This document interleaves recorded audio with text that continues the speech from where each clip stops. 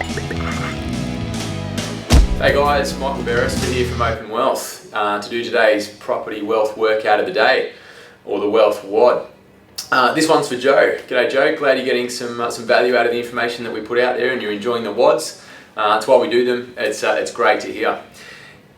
Joe asked us a question around what is the right amount of money to be spending on rent when you're looking to grow your portfolio. Now, as many of you will probably have seen the previous WODs on the benefits of renting and investing, renting where you want to live and accumulating a portfolio of investment property versus owner-occupying your own home.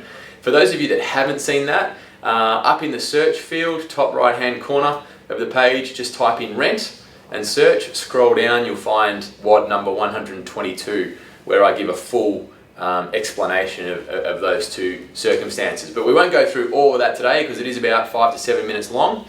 What I will do, I guess, is just help you understand where the 33% of your income, or 30% as a round number, comes from when looking at living expenses. Where that comes from in the old days is basically saying of the income that you earn, the tax man will take about a third is used for living expenses, the remaining third for accommodation, mortgage, rent, etc., etc. So that's where that comes from. In terms of how much you should be spending when you're looking to grow your portfolio, whatever you want, guys. You know, I'll give you an example here that I guess illustrates what we're looking at. So I've just assumed here that we're looking at a $600,000 property and we've got a 6% interest rate, so well above what we're paying today. A principal and interest loan on that interest rate would cost you $45,000 a year as an owner-occupier to live in your own house. Now, this purely comes down to an assessment of cash flow. So how much is coming out of your pocket for what you make, okay?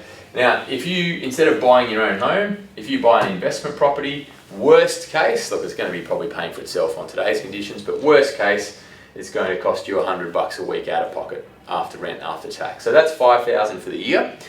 Now, in terms of how much you should be spending on rent, let's just compare and say, well, if you were to rent a property comparable to what you buy, if there was something worth 600K, then the worst case in rent for that property would be about $500 a week, or $26,000 actually, $1,000 for the year. Okay, so when we look at the total cash flow per annum, over here we've got 45,000. Over here we've got 26 for the rent, and we've got 5,000 for the investment. So we've got 31K over here. Okay, so straight away, if you were to rent a really nice property at $500 per week, then you've got another $14,000 cash flow in your pocket. And while you probably want to spend some of that on lifestyle and patting yourself on the back for doing something great financially, put most of it back towards reinvesting. So if you spent $4,000 on lifestyle on your holiday, nice pair of shoes for the missus, and put $10,000 back into holding another 2 properties, then obviously the compound growth that you get on that would be phenomenal. So really, you can rent a property the same as in quality or better than where you'd be buying as an owner-occupier and still have a bucket load of cash flow left over to fund lifestyle and put into other investments. But really it comes down to whatever you want. Even if you bump this up to $600 per week, then that would be 30,000.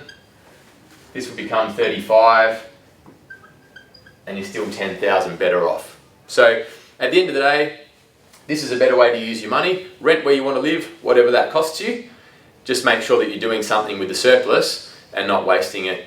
Put it towards something that's going to grow in value. There you go, Joe. Hope that's helped. Comes down to cash flow. Rent somewhere that you love. Put your money in investing, and good luck.